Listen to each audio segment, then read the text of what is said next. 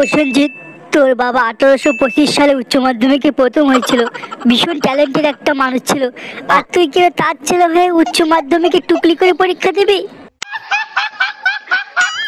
মা, তুমি আমাকে একটা বার অনুমতি দাও উচ্চ মাধ্যমিক পরীক্ষা টুকলি করার জন্য। সারা বছর আমি কিচ্ছু পড়িনি মা, কিচ্ছু পড়িনি। একটা বার অনুমতি দাও মা, না এই পরীক্ষায় ফেল করে যাব।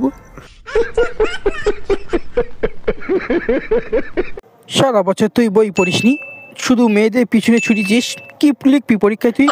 তবে একটা কথা বলি, তুই টুকলি কর, দেখবি এমনি পাস করে যাবি, কেউ আটকাতে পারবে না। সুন্দর।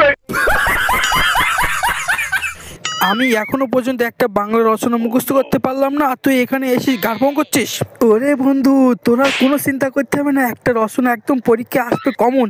আমি জেনে গেছি না, ওই বোর্ড থেকে বলছে, ওয়েস্ট বেঙ্গল বোর্ড থেকে। হ্যাঁ, কী রচনা রে, কী রচনা? তুই এরা মাধ্যমিক পরীক্ষা বলেছিস আমি ভুলভাল পড়ে গেছি, একটা কমন আসিনি। তোর কথা শুনবো না। শুনতে হবে না তো, বলে দিচ্ছি কোন রচনা আসবে উচ্চ মাধ্যমিকে।